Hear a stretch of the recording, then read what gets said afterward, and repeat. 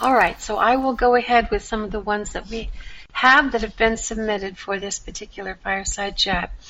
The first one comes from William O'Brien, and he's asking the morals of euthanasia for a pet. I'm faced with having to put down one of my family pets. She's old, but the reason is not for physical health, but for behavioral.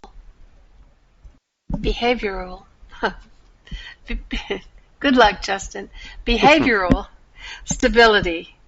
Mm-hmm. What is the more moral option? Well,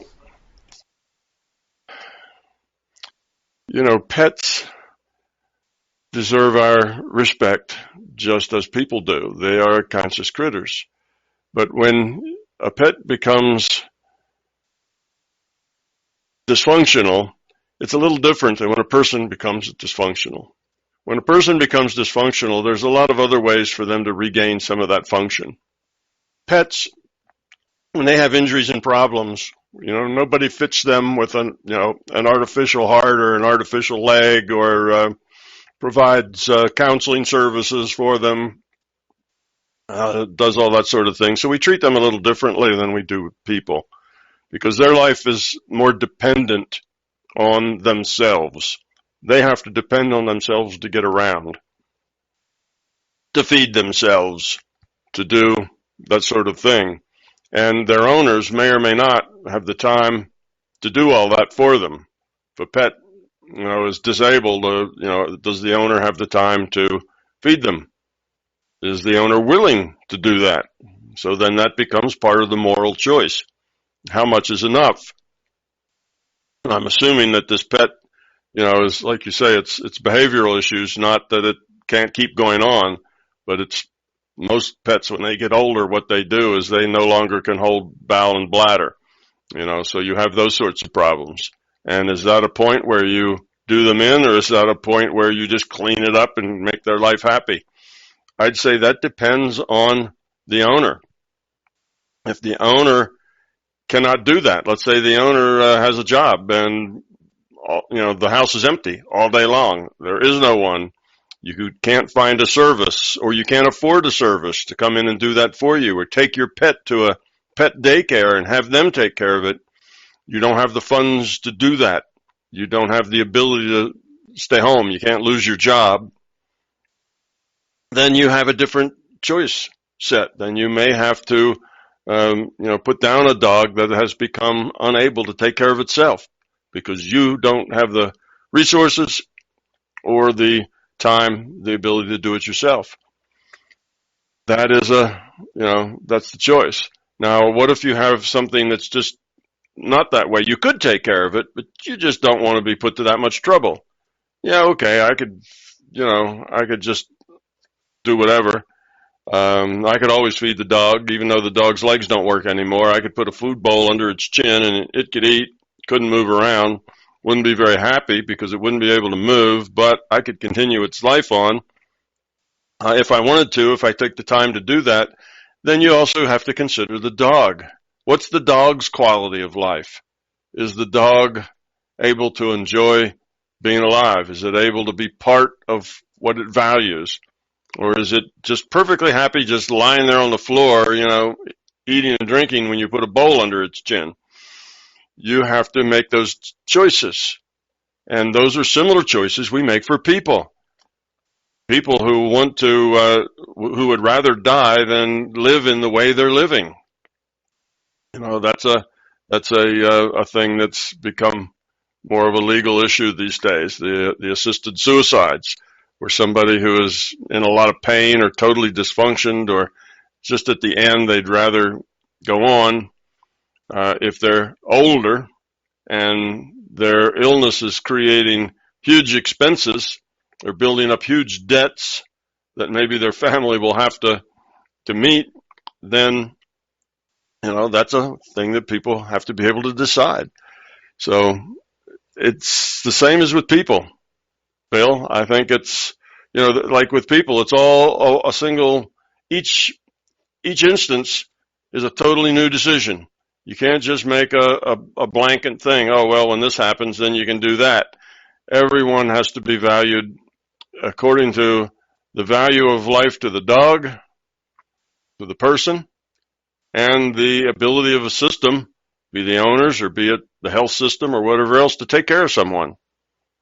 So those are the issues. You get to a point where you think that the best thing for the dog is something that is quick and easy rather than suffering and being miserable, and that's probably a good moral decision to end the dog's life and let them get out of that daily suffering mode, daily agony mode. If the dog's still happy and having a good time and you're willing to do whatever you have to do to keep that going, then it's just, then it's your choice to how much effort do you have before it becomes a burden that you can't bear anymore.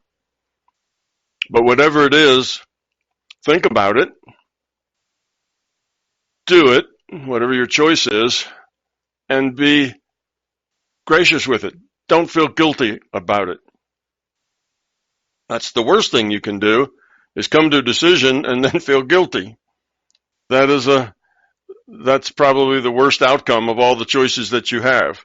So whatever it is, come to the best conclusion you can. Remember, we don't have to have perfect choices. We just have to do the best we can and make your choice and then live it, learn from it, go on, but don't feel guilty.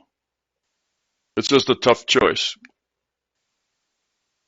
I think that's very good advice, Tom. Our next question comes from Eric V. What determines the difficulty of an experience packet? And you've answered some of this in some of the previous questions we've had.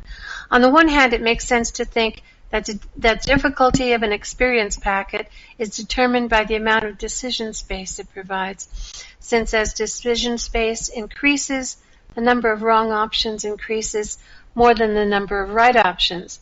Similar to a puzzle game, the more choices you have, the harder it gets to get it right.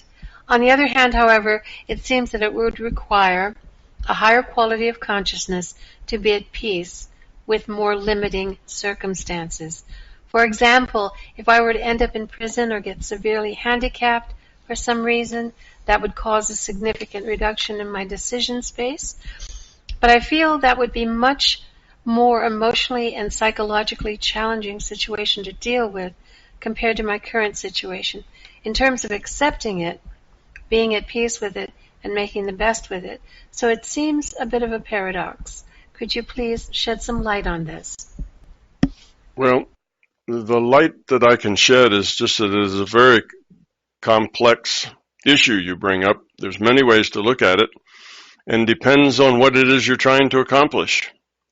Let's say you simply incarnate as one of the starving children of an area where poverty and famine is endemic. Okay? And maybe your life expectancy is only 5 years old. Why would somebody do that? Well, there are things there, like you say, there's challenges there. But if you've ever seen the pictures from areas like that, you'll often see a family, a mother, and often a couple of children hanging on to her, and they are a tight-knit family. They still smile. The children are still playing with toys. Yeah, their bellies are bloated because they're starving, but you see that they love each other. They care. And when that mom gets handed a little bit of food, she gives it to her children, takes just a little bit for herself because she needs to stay there to care for them, and they all share whatever they have. Well, if you look at it, that's in some ways a very beautiful set of choices that they've made to stick together in really horrible situation and be there for each other. Anybody finds anything, they share it with everybody else. They have opportunities to have that kind of an experience. So something that's horrible isn't necessarily devoid of learning opportunity. And the opportunities come in all sizes and shapes. I don't think the system knows exactly what incarnation is going to be challenging or not challenging. It can take a guess, look at the possibilities and those probabilities, but once that incarnation starts, it can end up going anywhere. All sorts of things can happen because in this world you got 7.5 billion people making choices, and all our choices affect other people's choices. And stuff happens that no one would necessarily be able to predict because we have free will. And we don't always do what's expected of us. Things change dramatically. So you get what you get, and you try to learn from whatever your situation is. You end up in jail. May not be because you did something bad. It may be because you did something really good. And the people that run the jail are really bad people. You know, you may be in jail for doing good things. If it happens, and you deal with it. You learn from it best you can. From whatever situation befalls you, you learn from them. So whether you have a very challenging experience or not so challenging experience isn't the point. I guess the point is to make as much progress as you can given the experience that you have. And most of us have enough challenge to keep us focused on growing up. I don't know that there's any experience that is so devoid of challenge that you don't have an opportunity to grow up. But you're right, challenge can be anything. It's hard to define, so I think there is no answer to that this is challenging and that's not. Depends on who you are, what you have to learn, and what you've done before and what you're trying to do now. A situation like I described with being a starving child someplace may be the perfect starter point for a new IUOC that just wants to get their feet wet a little bit, not take too long. If you die at 5, well, that wasn't a lot of investment. You got to find out what it was like, and you had your first lesson, one of caring and love, even though you had this issue of not getting enough to eat, but your hunger stops after a bit. It's not like you're miserable. Life just gets harder and harder. One day you lie down and go to sleep and you don't wake up. But it's not necessarily as horrible as it looks from the outside if you're on the inside, if you've got a loving situation to be part of. Now, maybe you don't. Maybe there's other things that are worse than that, but everything has an opportunity to grow up. And the things that are really, really bad, where you see no opportunity at all, again, we'll take an example of a child where, let's say a child is born psychotic parents and the parents torture the children. Well, if it's a thing where there seems to be no end to that, typically what happens is that the LCS extracts those free will awareness units, sends them on to some other avatar, and the system itself will play out the lives of those who have nothing to do but, be tortured. So that's just, so the system helps that because it's not to the system's advantage to have people get real, twisted because they've had horrible things happen to them over a long period of time. So it tries to mediate the best it can in those sorts of situations. That's, life is full of things, and we only know what our challenges are going to be when we have to meet them. I don't think there's a single definition of what's challenging and what's not. It just depends on the individual. All right, Tom, the next question comes from Sveta, and there are 2 questions, both to do with fear. I'm going to consolidate them a little bit. What she is saying is that she was at one time, before she began this inner journey, fearless and oblivious to this kind of exploration of consciousness. Mm-hmm. She was, now that she's knowledgeable and experiencing a lot of things within this exploration, she is actually more afraid. She's afraid to be inside her ego, but outside is much scarier, is what she says. And this phrase, is it okay to give up on all of this, or will this be considered a betrayal by the system? Seems that she's in a very fearful place at this time. Well, if you're in a very fearful place, do what works for you.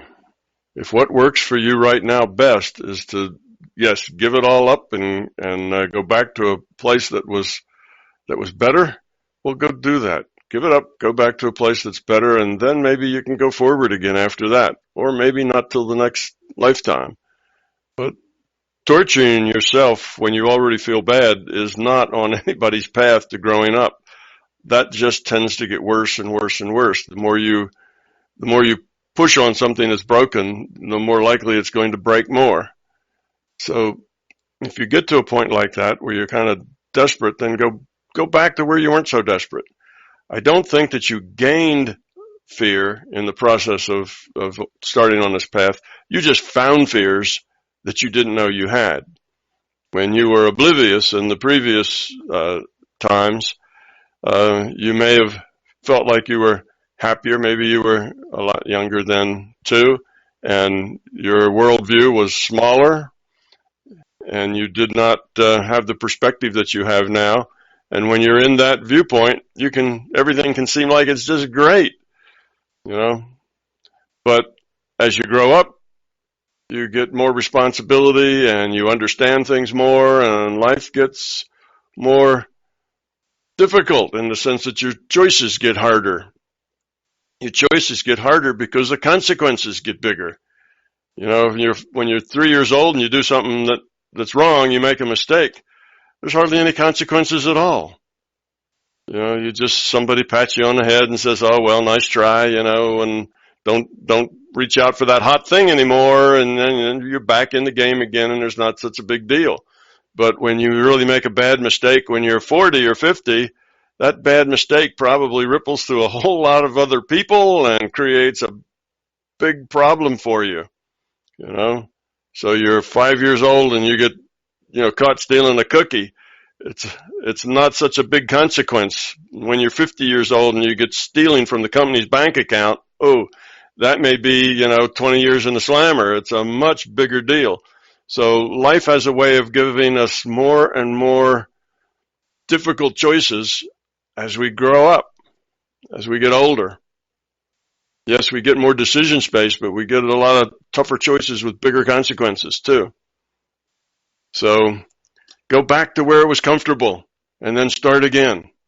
But don't just stay in a place that's terrorizing you just because you don't want to quit or you don't want to give up on it. You have to know when to hold them and when to fold them, right? That's in a song. And if you're to a point where it's best to, fold your hand, put it on the table, and go back to a more comfortable place, go do that. You can always start again. Don't drive yourself into the ground. All right, thank you, Tom. A question coming from Robert A. On the MBT forum. You said that the LCS is not perfect. How those imperfections show up in our world is his question. How to distinguish between them and our own individual imperfections. Now, we did have a video on your YouTube channel now called The Origins of Consciousness, where you presented a theory, which is a conjecture of how the LCS may have been less perfect at one time and how it has evolved. How would you answer this question, how these imperfections show up in our world now? Well, for the most part, the system's imperfection doesn't show up in our world, to very many people. It, as Donna mentioned, there is already a talk out that I did that talks about some imperfection in the system that was rather dramatic, maybe early on. But that's really not the case. So there's very little imperfection that you're going to see now, except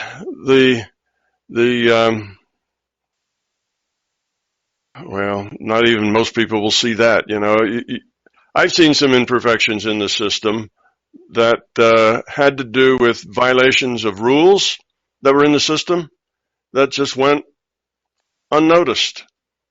A perfect system wouldn't allow violations of rules. If you have rules, then, people obey the rules. They don't obey the rules, and something's done about that.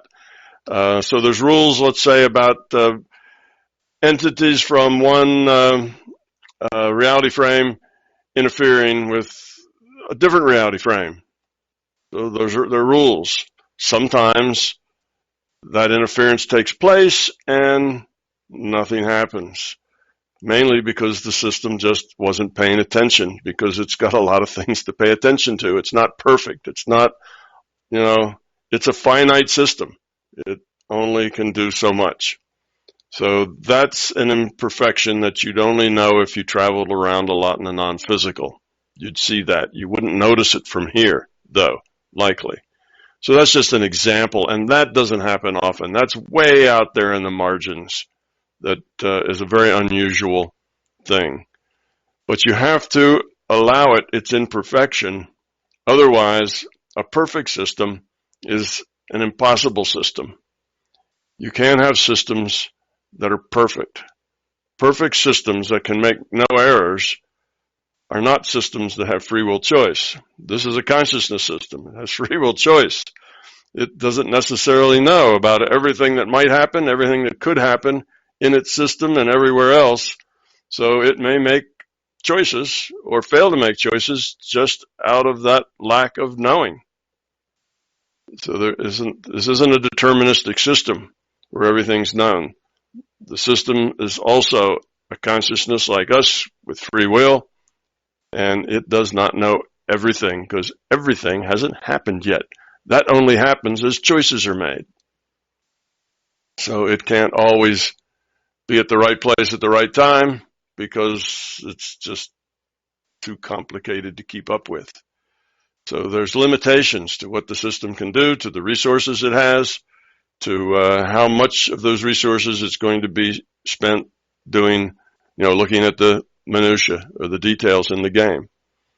So that's it. So I'd say there's probably nothing that that the average person would say, that's a flaw. That's probably not the case.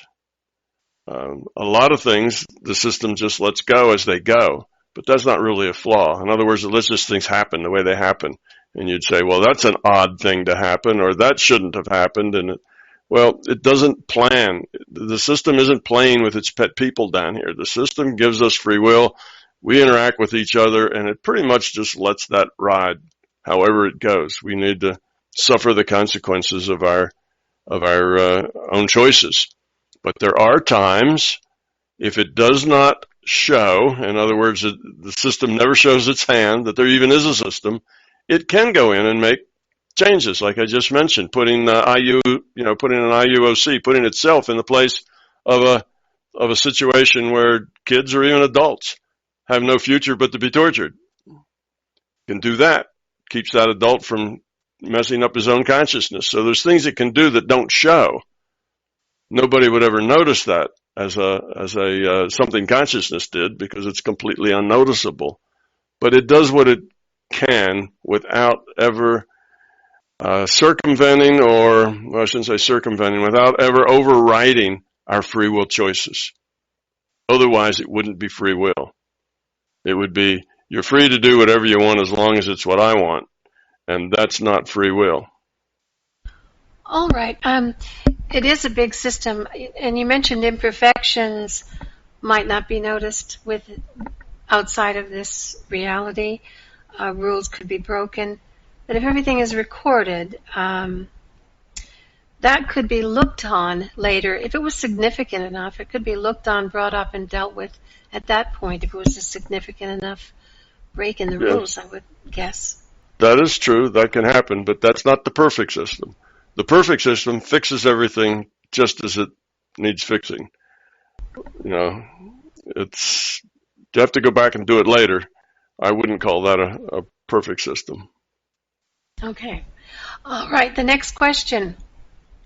Well, one more thing occurs to me. You might say it depends on how you define a perfect system. Just what Frank and I were talking about in the questions that he did. You might think that it's an imperfect system to put somebody into an incarnation and then whatever happens, happens. It's not hand designed or made perfectly for those choices to be just exactly the ones they need and no things that drag them into poor choices and whatever, but that really wouldn't be a perfect system. Some people say, well, it's obviously not a perfect system because look at all the nastiness in the world. That's not right. The system puts us here, gives us free will, and we deal with it. And we have to deal with each other's choices as well as with our own choices.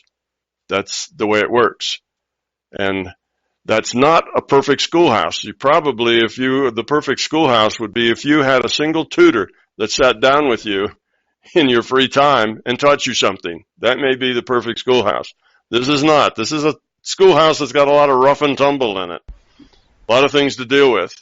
But given the system and what the system's trying to do and the numbers the system works with, it has processes that are effective and don't violate free will. So you might say, well, that's perfect for that kind of big system that we have to deal with. And somebody else may say, well, that's not perfect because just a single tutor for everybody would be better. That is really just playing with the word perfect. The system does the best it can with the resources it has, but it can't do everything for everybody. It's limited. All right, thank you. The next question has to do with changing probable outcomes.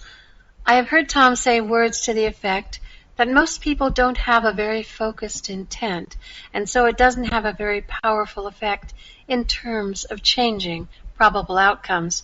He often points out that many of us mostly are operating out of our intellect and not from our being level, and so we don't have much impact on the thing we wish to affect. On the other hand, I've often heard him say that when we have negative feelings or thoughts about bad things that might happen, we tend to bring about the very thing that we are afraid of. He says our negative thoughts and anxiety increase the possibility of bad outcomes. This seems to be a bit of a contradiction here. When we want something to happen, we are operating out of weak intellect and ego and have little effect. And when we don't want something to happen, it makes it happen. Can you maybe clarify that? Sure. Things that come out of the being level have more power than things that come out of the intellect. Okay. Where is all that emotion? Where is that fear? Where is that dread? It's not so much in your intellect. That is at the being level. For instance, an example. When somebody, we had Michelle here talking about getting her buttons pushed. When somebody pushes your button, you don't say, oh, they just said something that I don't like. I should get angry now. And then proceed to get angry. You see, that would be if fear was an intellectual process, that's what would have to happen. You'd have to decide that it's time to be angry and then be angry. But that fear, that button is wired right to your being level. So when that button gets pushed, roar, the anger, the dysfunction, the fight comes right up out of you instantly without your intellect ever having anything to do with it. That's because that sort of thing lives at your being level. Okay. So most people, when they are being, I won't go there. Let's just say that the being level is where your emotions are.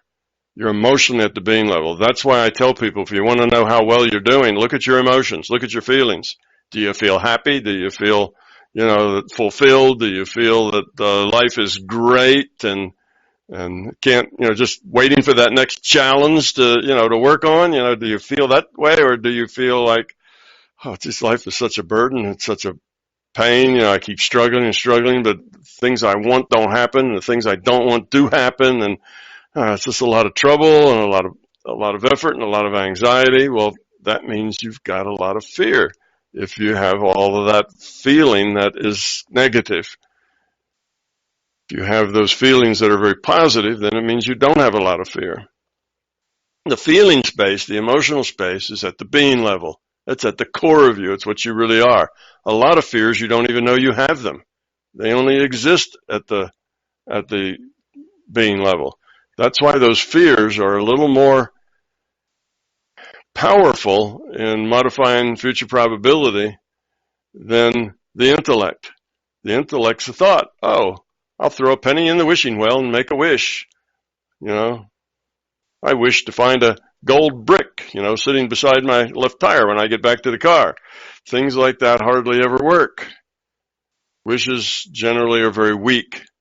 You have to get your mind, you have to get your cognitive effort, your cognitive function down at the being level in order to get power to change things.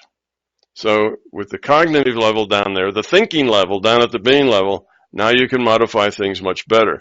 Well, your emotions are already at that level, and they tend to affect things more easily than your intellect. So an intellect doesn't get worried. An intellect doesn't react to, buttons being pushed. That's all at the being level. So all of that negativity we're talking about isn't so much intellectual as it is who you are. That's your fear. And that fear lives at your core, not in your intellect. So that's why it's like that.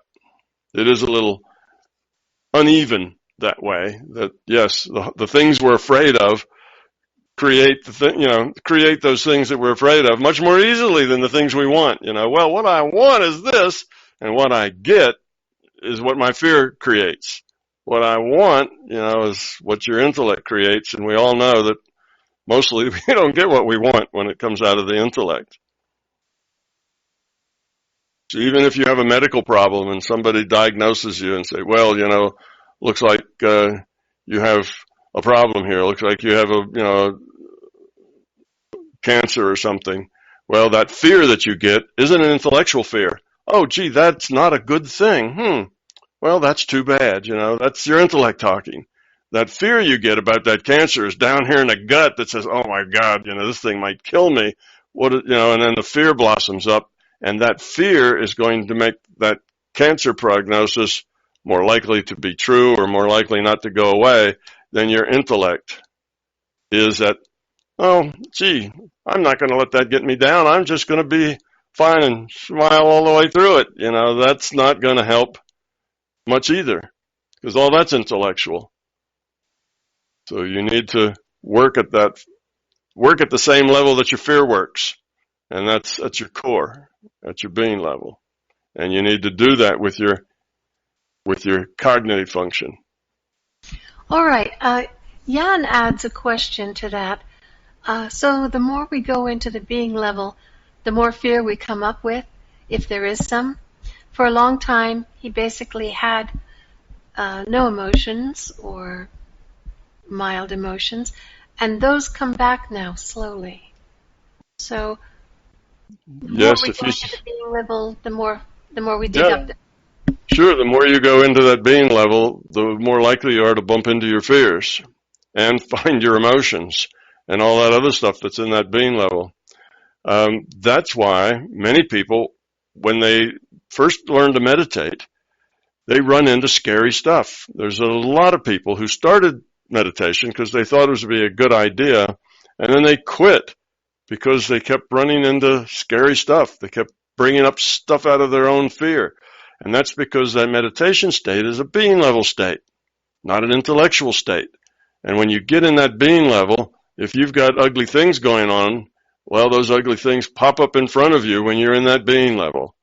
So there's lots of people who have gotten to the being level through meditation, found scary stuff, and decided meditation wasn't for them. That scary stuff is basically inside of them, mostly inside of them. Yes, you'll find more feelings down there. The more you get in touch with that being level, the more you'll find your feelings. It's that intellect that shuts those feelings off.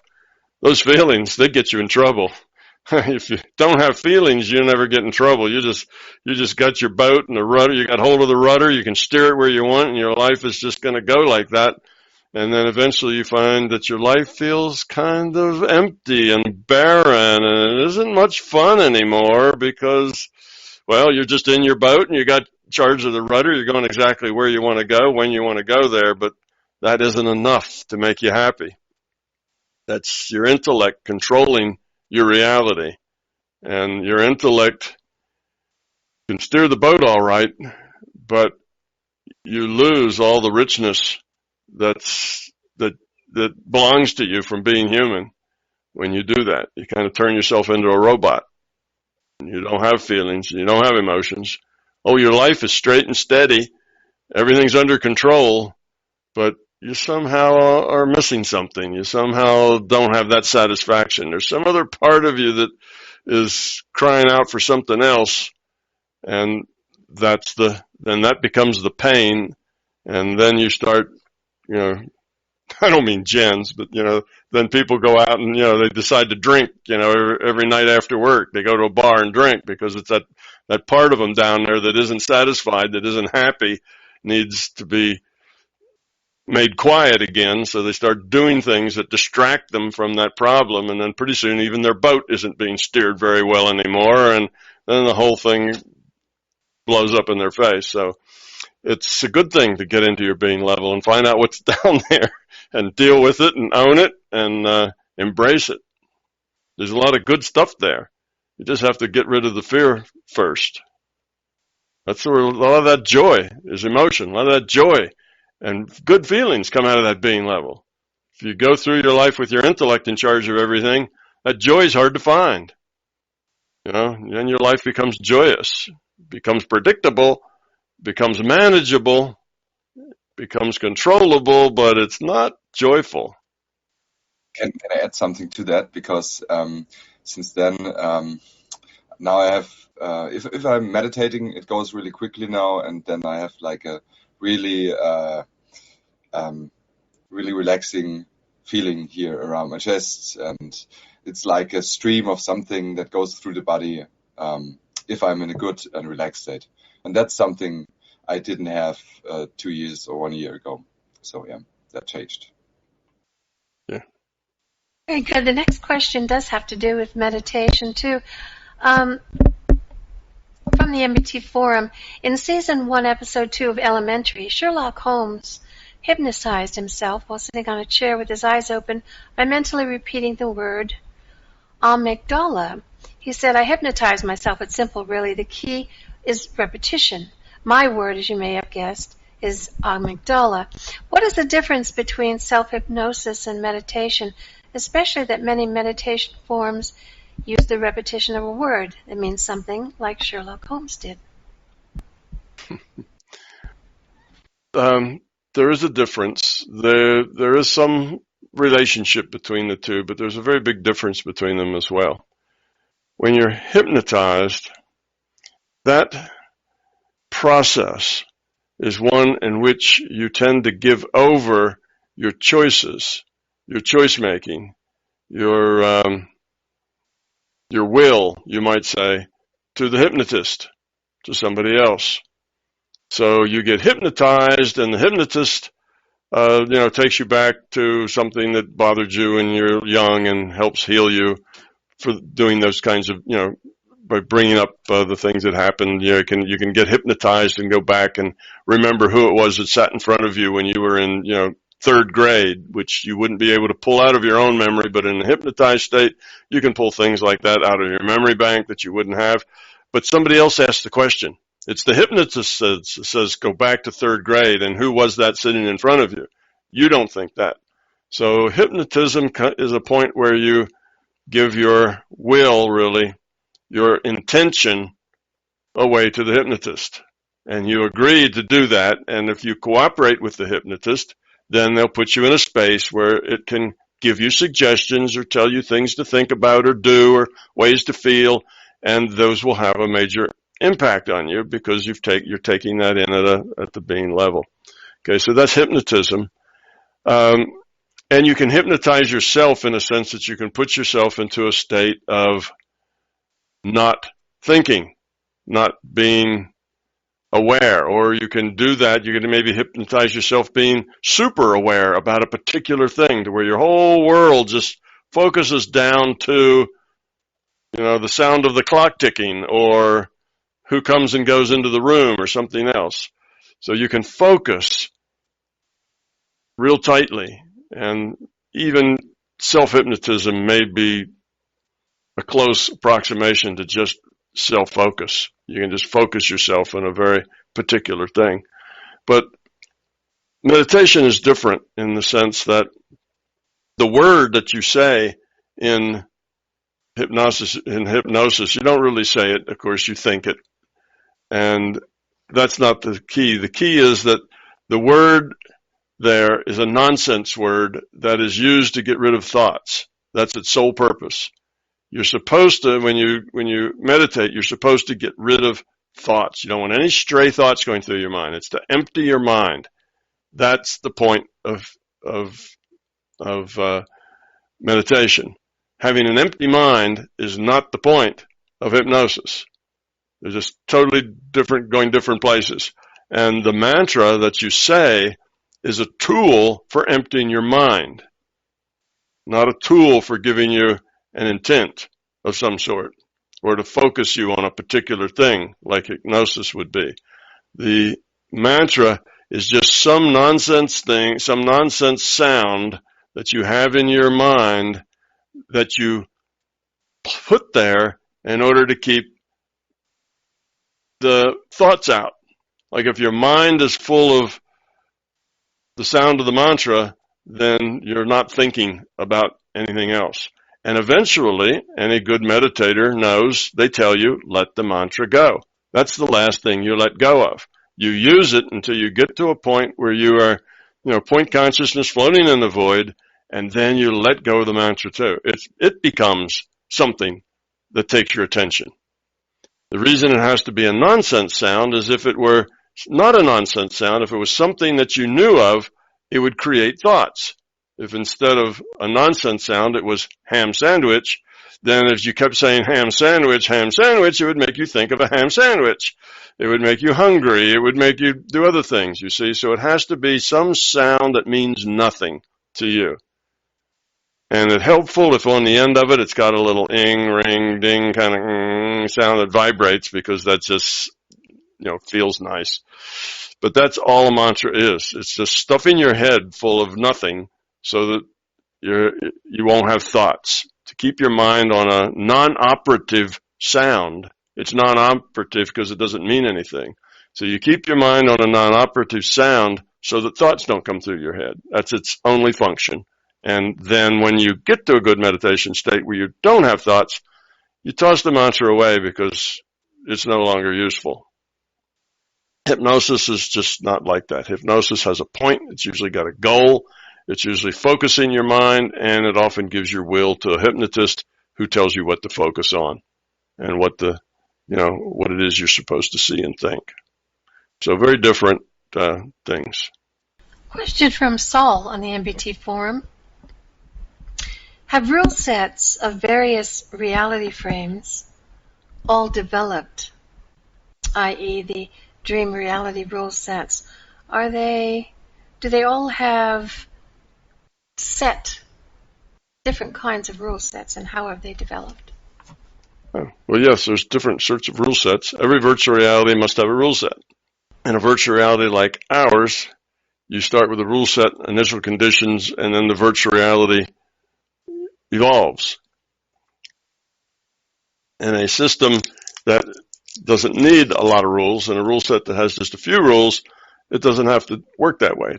Like a dream reality, the rule set is just the things you can do in a dream reality and the things you can't. It's probably a very short list. It's an enabler of what can be done there. The rules define the reality and its makeup. Okay, so the dream reality doesn't need many rules.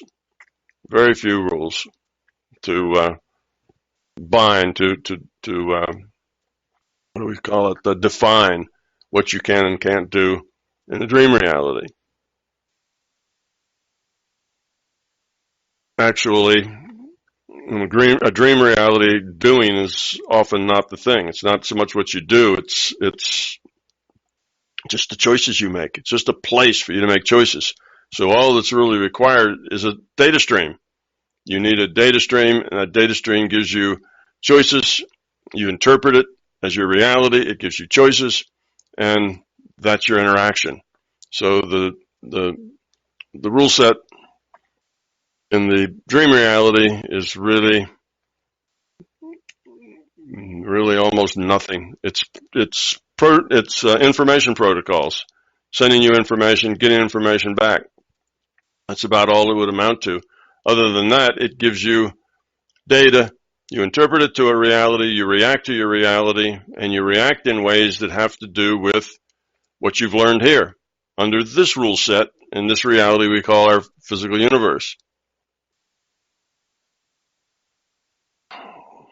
So that's kind of dreaming, and out of body is pretty much the same way. In the out of body, there's things that you can do. Now, there's other rules in the out of body, because in out of body you can go touch someone. You know, you can go talk to somebody here in the body. You can go see things here and report them. So there's a few more rules of what you can do and what you can't do in the out of body state.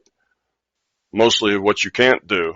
You know, what would not be allowed in the out-of-body state. In general, you don't interact with things in the out-of-body state. In other words, you can't go punch somebody and leave a bruise. Now, Bob Monroe did a test. He says in his books where he pinched someone, and that pinched person did get a bruise there. But that was an exception to this rule, just for Bob Monroe to learn for himself that indeed this was a real reality, and indeed it did interact with the physical reality. So that was a lesson just for Bob. I took my son out on an out-of-body trip when he was little and liked to do those kinds of things, and he hit his head on a bunch of whale bones because we were exploring the seas.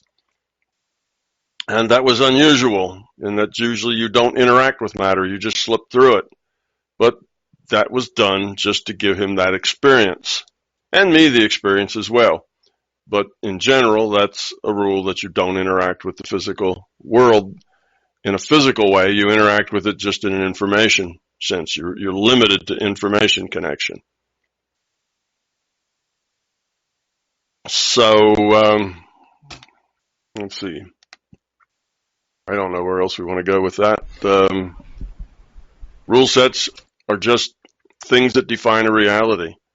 So out-of-body rules and dream rules are mostly protocols in language, something that lets the system communicate with you and you communicate to the system is really the fundamental rules in that kind of a rule set, because there isn't the kind of rules that tell us, how energy exchanges between things happen here in this physical reality. If I drop a rock, what'll happen? If I push something or if I step in dust, what'll happen? It'll leave a footprint. It'll put dust into the air. It does things, and that's the rule set has to determine all the things that can happen. So who makes the rules? The system makes the rules.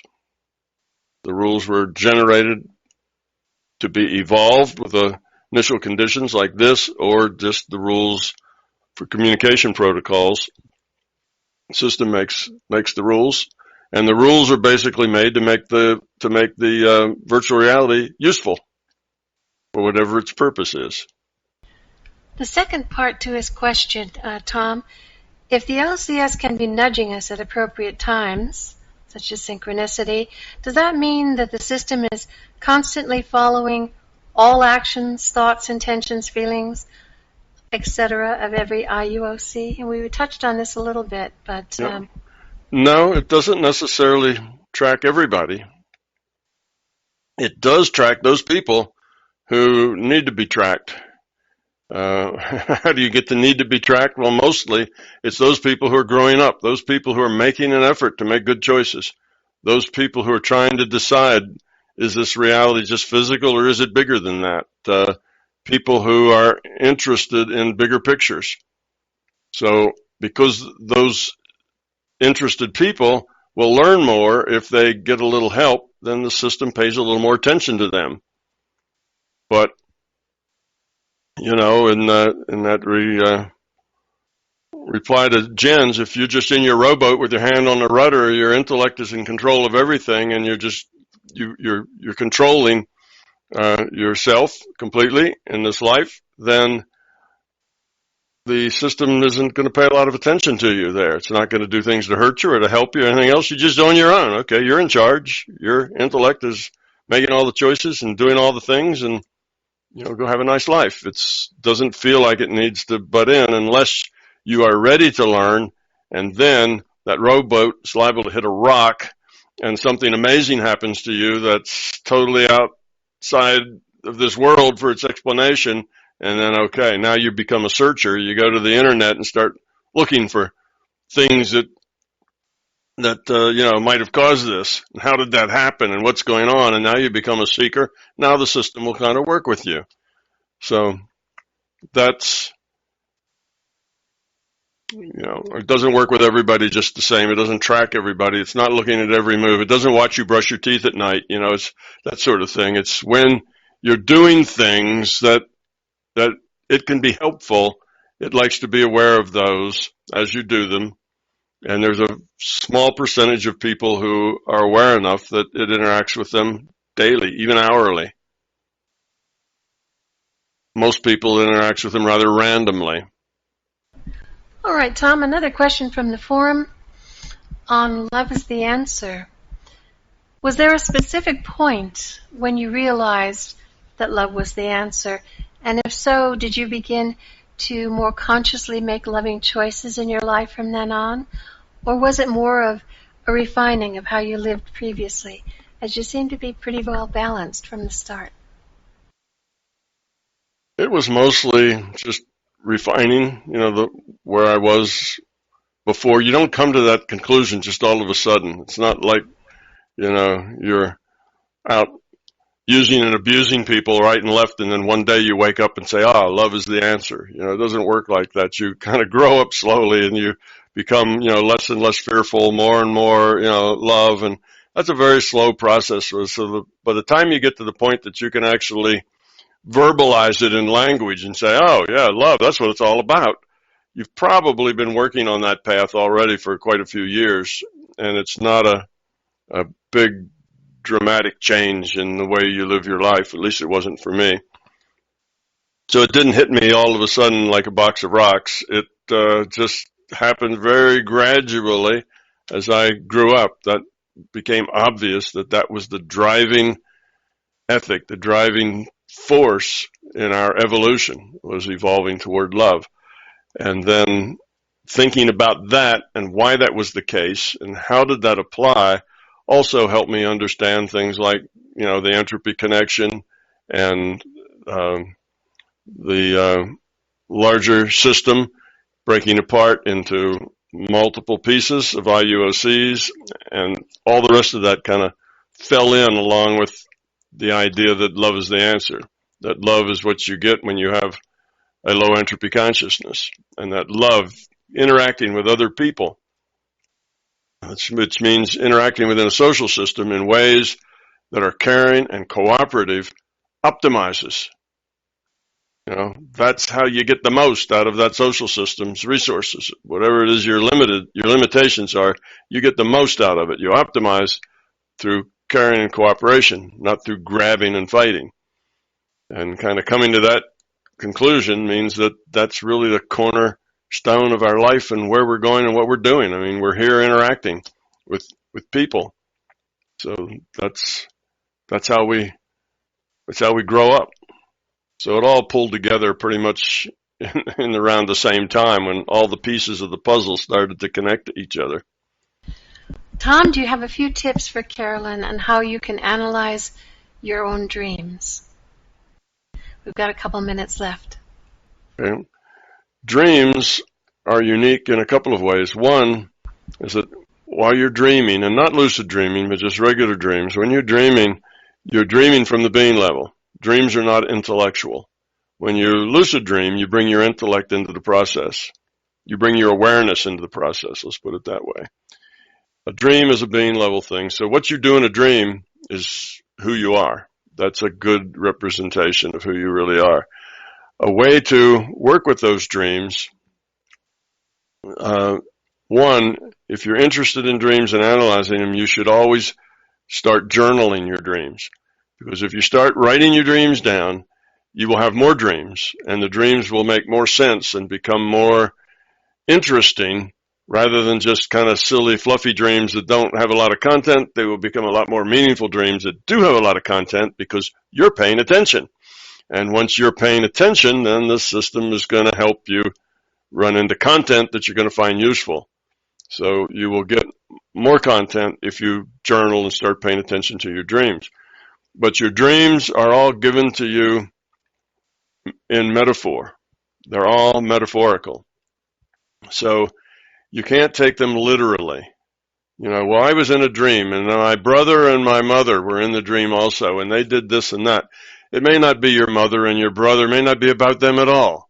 They're metaphors for something else. So think of everything as metaphorical. What does the dream mean is what action took place, what actually happened, what choices did I have, and what did the choices do? What were the reactions to the choices? That's where you'll find most of the meaning, looking at your choices and the fundamental nature that each character played, but not that they're a particular character or not. Now, it might be specific. You can have a dream about a particular person, and that's them, perhaps. But most of the time, the elements of your dream will be metaphorical. Some of the time, they'll be literal. So you'll never know for sure. But you work first with metaphors because that is common. When they're literal, it's not so common. But dreams can be literal. So also think, what could I learn from that dream? What did I do? What were my choices? What happened? And what choice did I make? And was that a good choice? Then your dreams will become learning tools. Now suddenly your dreams are going to be like you just got enrolled in a university. Your dreams are always going to be about growing up and the choices that you make and so on, because the system now has you paying attention. And it's going to give you dreams that are more educational as opposed to dreams that are something else, more entertaining. So you will get more or less what you need when you need it in your dreams. Well, thank you. This brings us to the top of the last hour of our Fireside Chat. I'd like to thank everyone for participating and for submitting questions, and we hope to see you next time. Thank you, Tom, and everyone.